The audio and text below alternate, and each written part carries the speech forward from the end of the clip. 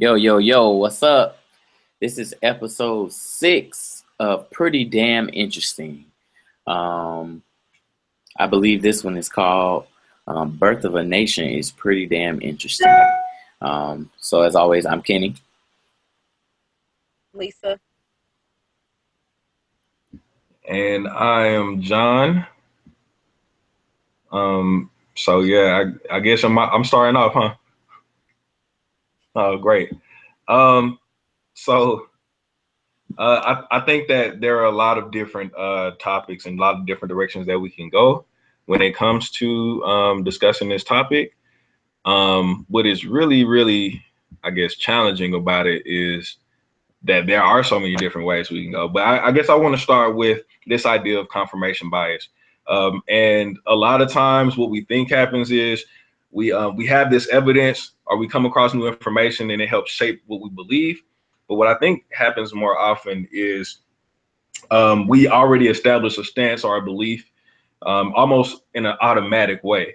And then we use evidence and new information to support what it is that we already believe. We find bits and pieces that work for our initial argument, our initial stance. And I kind of feel like that's what has happened a lot in conversations about birth of a nation. Um, so yeah, I think when it comes to the idea, right, I guess I want to start on the positive, right? When it comes to the idea of Nat Turner's story, it's a powerful story. And I think it says a lot about where we are as a country that this will be produced, that at the Sundance Festival, this will be showed and received with as much acclaim as it did. And that roughly a year later, it will be mass produced on movie screens across the nation. And that that a group of largely white people would pay $17.5 million to produce this film about a black enslaved person leading a revolt that ultimately resulted in the deaths of 60 or so black men, women, and children. Right, that is a powerful story that has not been told, at least not in this way and on this large of a scale. So I think that says a lot about where we are as a country. So I can understand why so many people are like, yo, we need to see this and we need to make sure that it is seen at any cost by any means necessary. And so from our conversations, I know that y'all are gonna like hit on some other stuff related to that. But I think that's the first point. Like, this is a big deal, and I don't think we should downplay how significant this is in our history as a country. And it comes at the end of President Obama's term, the first black president, and all of the racial discrimination that he has fought through as a result of being the leader of the free world in a majority white nation that's rooted in white supremacy and racism. So yeah, that's one. This is a big deal. Can't deny that, right? Now, I think that when you separate the film from, or I personally don't think there's a way for you really separate the film from its producers and from Nate Parker or Gene Celestin. I don't know that you can, especially once you know their stories, or at least part of their stories and their history. I don't know that you can do that. And so we know that they went to trial for the rape of a classmate, an 18-year-old classmate. We know that Nate Parker was found not guilty. We know that Gene Celestin was actually went to prison. He was found guilty, went to prison, and then he actually was released because everything was his record was expunged and everything was overturned because during the retrial the victim refused to testify again, right? And we know from the court records that there, at the very least, is some gray area around consent. At the very least, right? And at the worst, and what literally, like, most likely happened is that they engaged in sexual activity against her without her consent, without her clear express consent. So yes, they raped her. And so I think that when we have conversations about sexual assault, consent, rape culture, and patriarchy and hegemony, like male dominance, and how masculinity is wrapped up in how well or how effectively you dominate other people, especially women. That is present in this conversation because I'm also told that they actually harassed this woman at certain points in time. Um, and I think all of that is really, really relevant to this story. So yeah, Nate Parker has come forward. He came out and said, "Man, I'm deeply regretful about everything that happened." But even the way that he approached that conversation was like, "Yo, this thing happened to me. It was painful for me, and I'm trying to move on," without really giving a whole lot of time to have conversations about consent, about how the victim experienced everything. And I think that is really indicative of how we do things in our society. So on one hand, we have this dope movie. We have this black man who is painted as strong and powerful and awesome, who created this movie.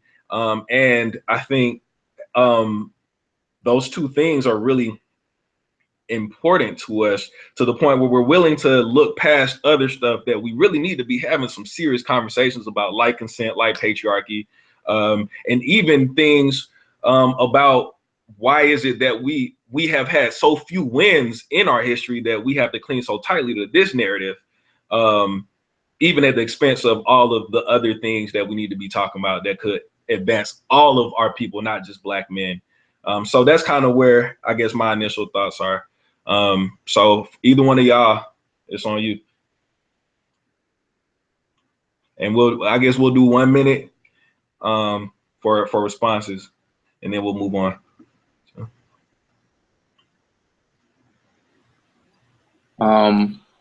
I don't want to jump into anything too deep because I feel like a lot of our comments kind of overlap, and kind of pass the baton off to one another. Um, so I'll definitely be talking about that idea of these other conversations that we need to have. Um, and one thing that you brought up is this idea of separating the artist from their work. Um, I think it's depending on the type of critic you are. There are some people who believe that you don't need to know anything about the artist. You just need to be able to look at their work and appreciate it for what it is. Um, but then there are others that say, who the artist is wholly is embodied in the work that they do, right? And so I tell my students all the time, like, your voice necessarily and absolutely affects the work that you do, right? And so I tell them, look at J.K. Rowling. Is it J.K. Rowling that wrote Harry Potter? Right? So I'm like, Harry's an orphan, right? And they're like, yeah. I was like, why is he an orphan? And they're like, because he doesn't have parents. And I was like, well, yeah, but why else? Why else is he not? Why else is he an orphan? And they just kind of sit there and look. I'm like, well, J.K. Rowling was an orphan, so the passion in which she writes this orphan child comes from a place that is a lived experience. You know what I'm saying? And so I think that trying to separate the two is potentially problematic because you do separate his own insertions into this movie, right? And so I don't think that's necessarily the greatest move for this, not even on the bad side, but also the good side. So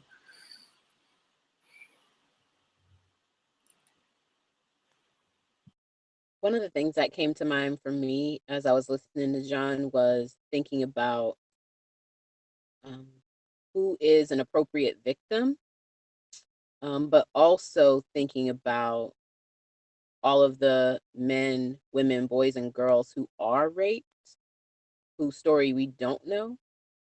Um, so even just thinking about kind of what we talked about before, um, in thinking about the themes that kind of are interconnected.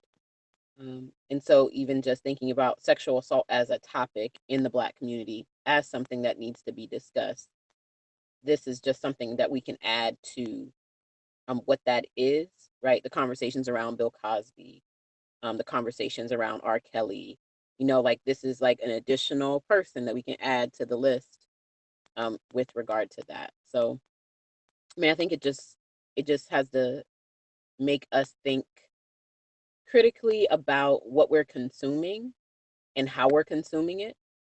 Um, and are we giving folks a pass, or are we actually engaging with what we know about them? So yeah, I mean, I think it's just something really interesting that you bring up with respect to that.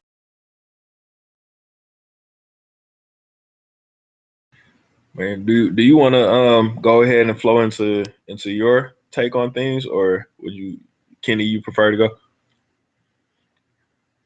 I can go. Okay. So one of the things that a few things that kind of came to mind for me as I'm like reading different blogs and having conversations with y'all and other friends is like just this idea around different movies that we have, like that Black movies that exist. And so um why, as far as the film is concerned, why do we need to focus on the accuracy of Nat Turner? Right. And so that's something that I kept reading, like, oh, well, it's historically inaccurate. So it shouldn't, we need to really make sure our stories are accurate and things like that. But we know that Lincoln, that film was not accurate. Lincoln wanted to send Black folks to South America. We already know that historically. Um, Titanic, we know that this ship hit an iceberg, but we don't know some other things that were depicted in the film, right? So even just thinking about who has the luxury of fictionalizing their histories is something that we really need to think about. And so with kind of pulling from what Kenny was saying a little while ago is thinking about like, yeah, lived experiences are important, and known realities are even better, but we need to think about creative freedoms, but also how do we create environments where we know, okay, this might not be historically accurate, but it's empowering for Black people to know that slave revolts even existed, because a lot of folks didn't even know who Nat Turner was, couldn't even Google him because they didn't know his name, right? So even just thinking about how do we value slave revolts or the power that enslaved Africans have.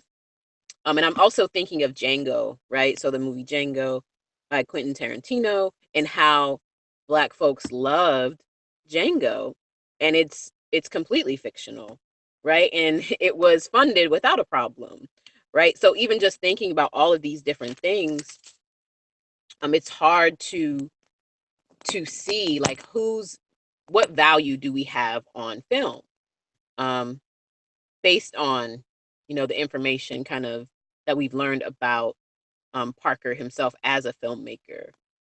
So I think that identity is important, and even just reflecting on his identity as a Black male, but also his interactions with women generally and what that looks like is something important to notice too.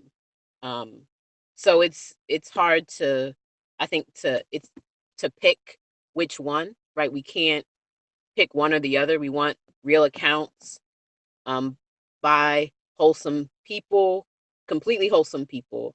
Um, but they also can't expect to do all this dirt and not get called out, right? So I think that it's good that he was called out specifically by a lot of Black feminists as well. And so, yeah, I'm just thinking about what that means for conversations that we have with kids that we take to this film. So even though we need stories around slave revolts, we also need stories around consent and sexual assault, right? So as much as folks are going in droves or not, I guess based on the sales, to see the film, we also need to think about not just Birth of a Nation, but how many folks are showing their kids know the rape documentary that specifically talks about sexual assault in the Black community, right? I don't hear a lot of people talking about seeing that, or looking at the film that Girls for Gender Equity just put out, focused on the Supreme Court Justice Clarence Thomas and his sexual assault and sexual harassment, I should say, against Dr. Hill, right? So even just thinking about all of those stories that they exist, but who's watching them, right? So. And so I think that a couple of things that came up for me while you were talking. One is it ties into the idea of people saying, well, why all of a sudden are we hearing about these rape allegations and things of that nature? And for me, that kind of ties into what you were saying, which sounds like we don't really know how to acknowledge the complexity of humanity. And it's like once you've done something bad, you are painted as a bad person, and we therefore cannot support you in any way, shape, or form. For a lot of people, it's as simple as that. And the conversation is reduced to, well, I have to either believe that he did it and not support him, or I have to believe that he didn't do it, and that will allow me to support him. And or her or whoever it is. So I think that for me, I think we're challenged with that, with acknowledging the both good and bad in ourselves, and by extension, other folks. And I think that definitely ties into all the stuff that we're talking about.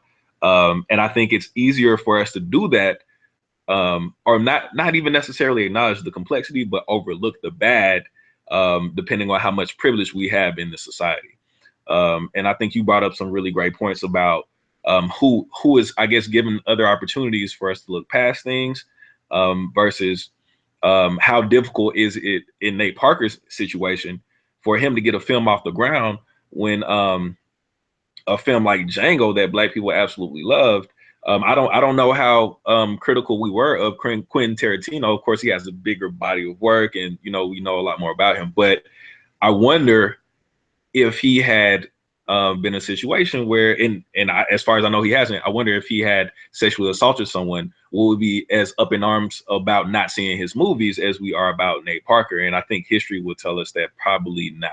We'd probably be more willing to look past someone like him than we would Nate Parker. And I think that speaks to who is allowed more passes, or who is allowed more margin for error. And I think typically the more privilege you have, the more mistakes you can make and still be successful. So that's what came up for me.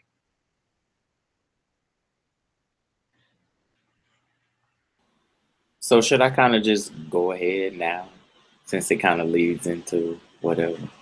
Do you want your minute or two, and then you want to get into that, or you just want to flow? Yeah, let's just go. Go ahead. Yeah. Okay. So just kind of bridging what Lisa said, as far as the historical accuracy of it. As a literature person, I think that the historical accuracy of stories that we tell is super important. And I believe that why I feel him missing on the accuracy is so dangerous is because, like you said, there's so many people that don't know who Nat Turner is, right? And so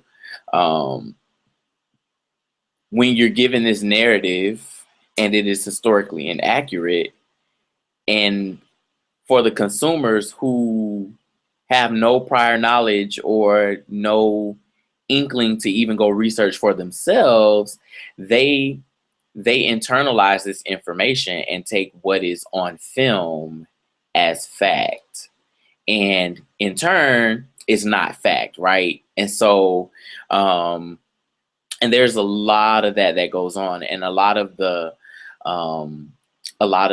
conversations that I've had with friends was like, well, now, like, it's important that we know this Nat Turner story and all of these things. And I'm like, you're absolutely right.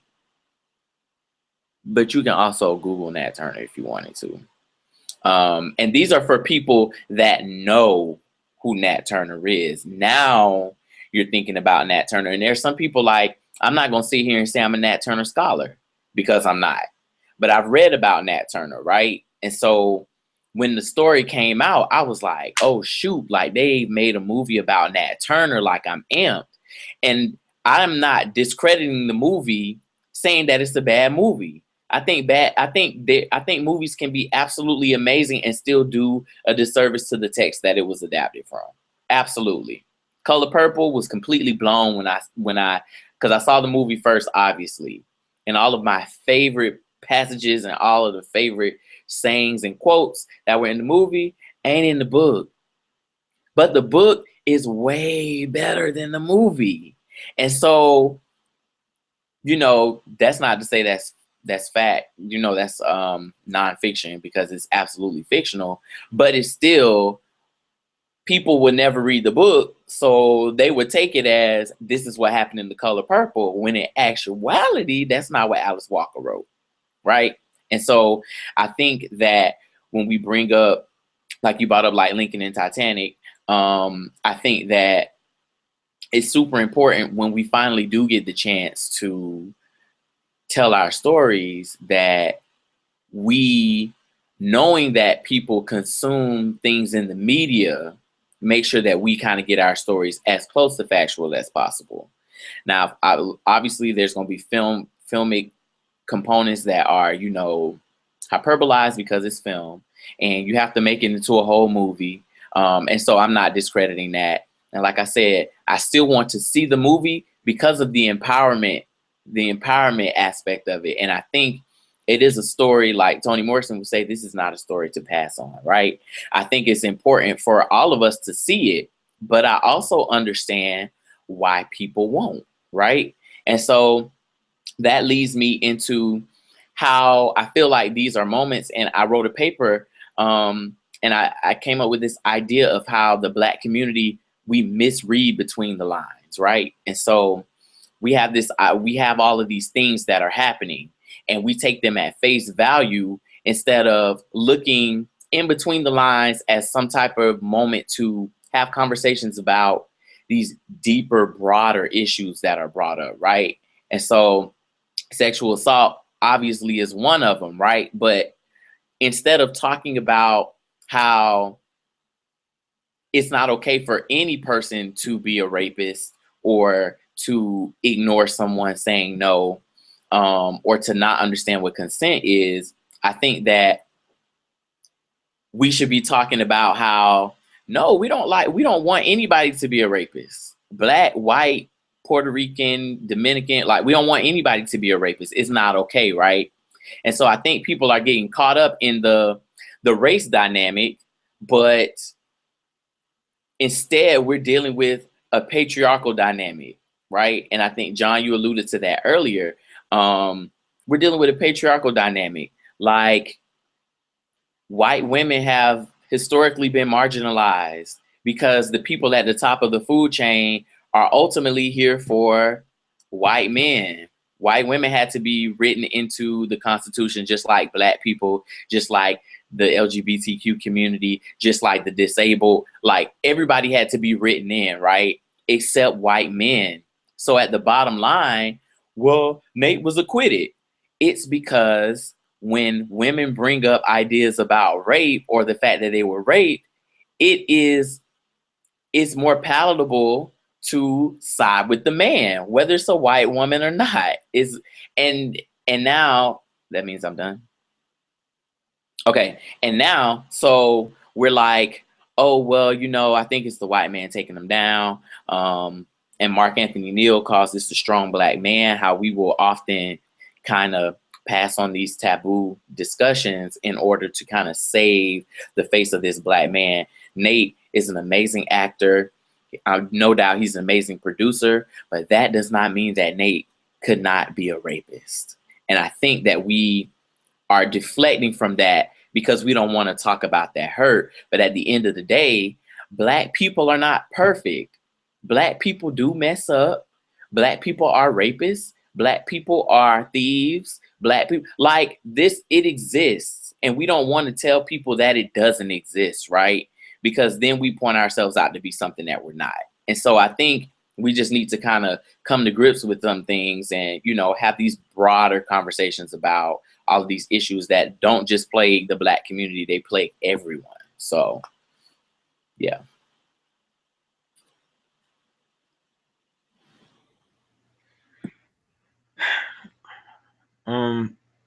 So I guess what just came up for me was towards the end where you were kind of talking about how challenging it is for Black folks to, I guess, address these painful issues.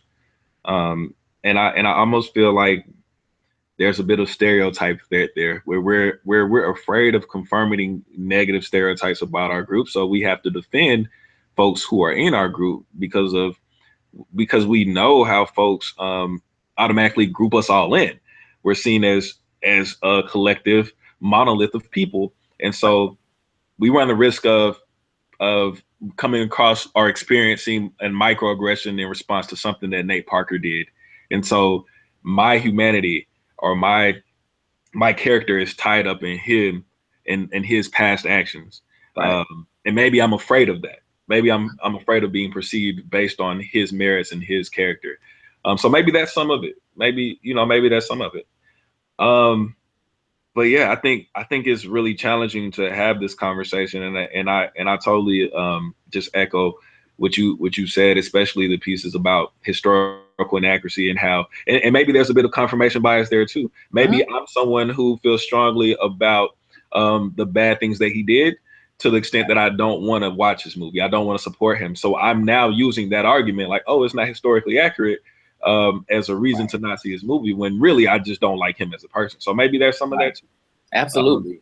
yeah, Which I don't think people are, which I don't think that's necessarily a thing that you have to hide. I mean, right, if you don't like Beyonce's music, you don't have to go to Beyonce's concert. And I think that people use that argument all the time. Like, I just don't like chicken, so I don't go to Popeyes. And that's totally fine, right?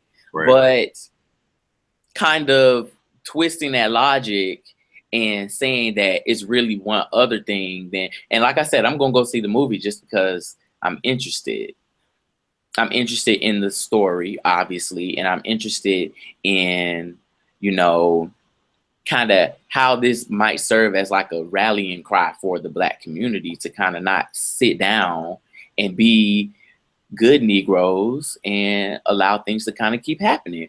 Further, like I said, and I've thrown it out there, and people have called me crazy, but honestly, I feel like very subconsciously, a lot of Black people just want to see white pain on screen. They want to see white hurt.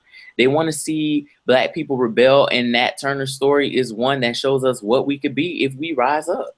And that was just a very few people. And so, and I don't think that, I love the play on words because Birth of a Nation is one of the most racist things that we've ever seen on film. And I think using that is like the birth of the Black nation. This is what could happen. And so I think people want to see, instead of Black bodies in pain and duress and like being killed, I think people want to see white pain. And I'm not saying that's a bad thing either. I'm not, but I do feel like that's up under there. And I mean, but of course, people are like, no, I don't want to see pain. I'm like, it's okay, y'all. Like, it's all right. It's okay.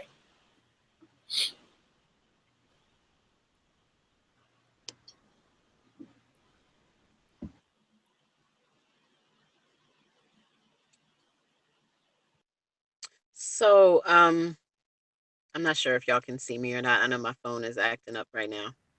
Hit the video one more time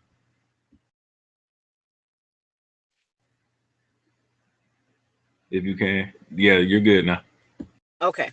So, a couple of things that I'm thinking about with what Kenny is saying is like, yes, Black people and everyone else who's othered had to be written into the Constitution, and that is written in pencil, right? It's actually not in there. So I think that that's something that we have to just keep reminding ourselves is that we are in a space that doesn't val that doesn't validate our humanity, and we see it all the time. And so I think with this film, it really does validate Blackness in a space where um, white pain, like you're saying, Kenny, is something that exists and that we can create in order to disrupt systems that oppress us. So I think that's probably one of the biggest things that we can take away from the film in general.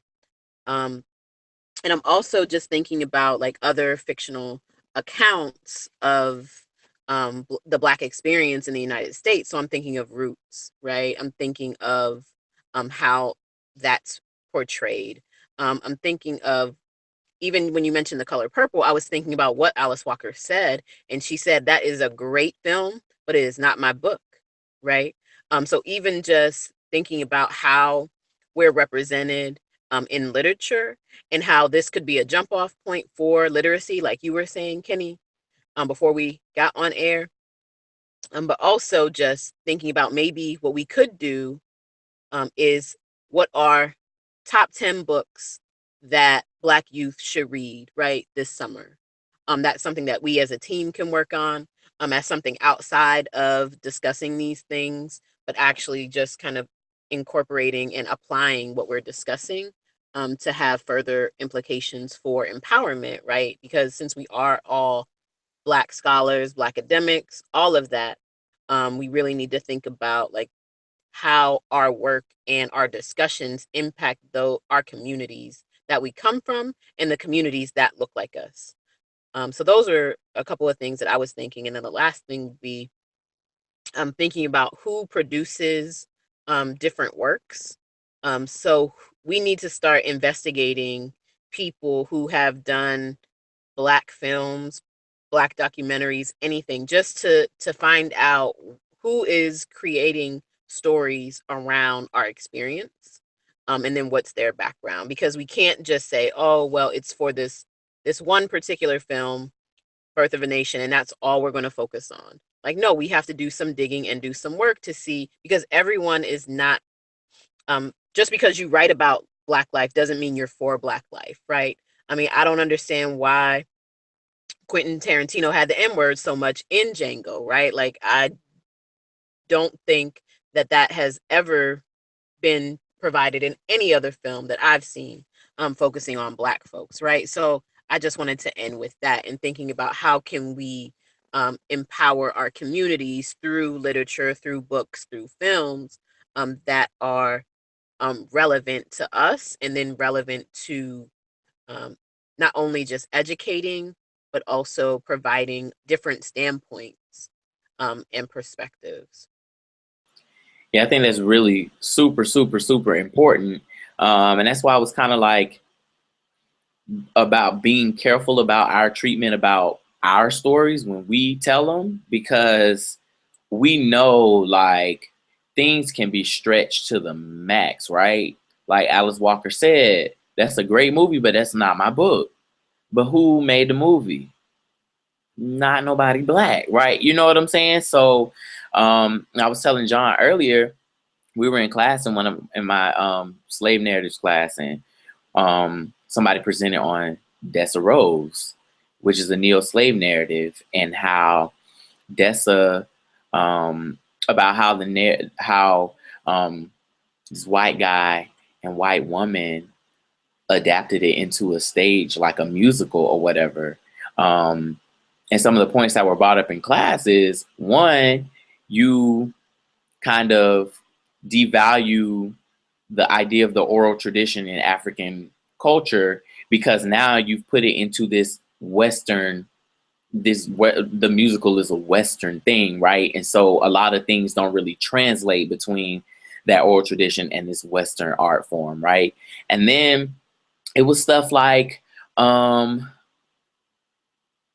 they changed um, they've changed the narration. So now this white woman is equally, she was like the master or the owner of Dessa in the story or whatever. And I guess they had, I don't want to call it friendship because I haven't read the book, but they had a not that terrible of a relationship.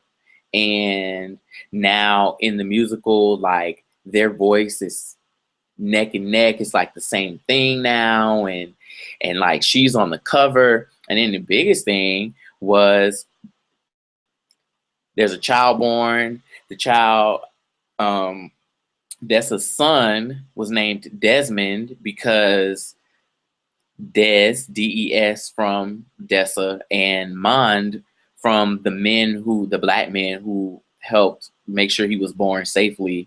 So Desmond in the movie was turned into a girl whose name was Ruth. Ruth is the white woman who owned Dessa, right?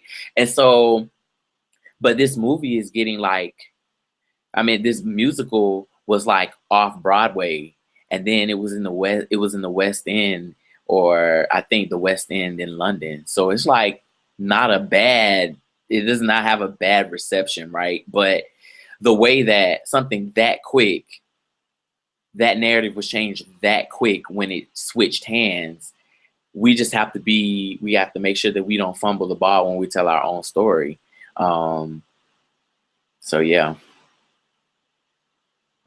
And we talked a little bit about that before, because I guess the phrase that's coming up for me, even though this doesn't exactly fit in this situation, is cultural appropriation. And I know that phrase has a lot of baggage, but I know one component that is necessary is a power dynamic. You have to have power to take the original narrative and then, or the original whatever it is, and shift it and then create new meaning from it without acknowledging the previous meaning from those who created it. And I wonder what type, like, is this when we talk about Birth of a Nation and we talk about different movie adaptations of historical events?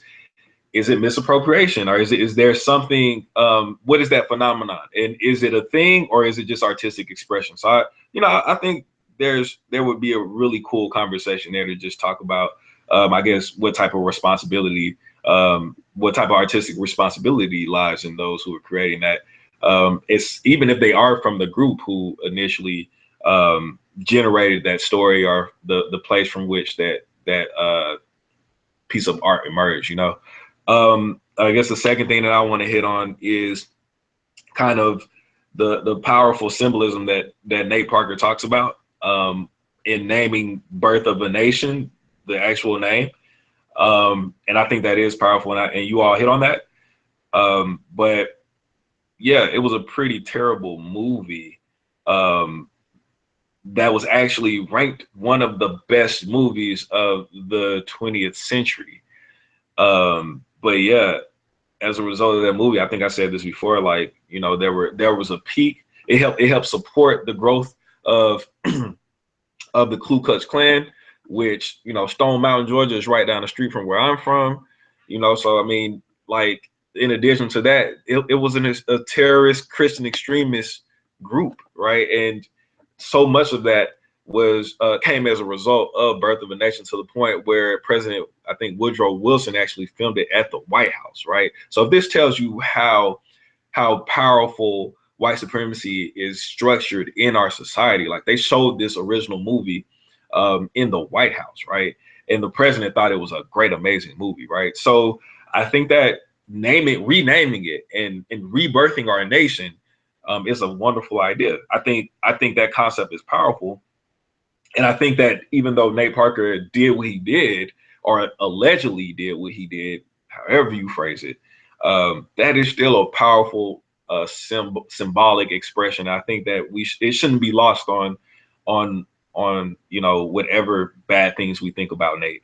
But yeah, I hope that this is the beginning of further conversation, because I think the last piece that I want to hit on is how our educational system has failed us in so many different ways. Because if this is the first time you have heard about Nat Turner and a lot of other historical events related to slave revolts and rebellion, I think that shows just how limited our scope is in our educational system in terms of historical events that are valued and deemed important enough to pass down from generation to generation.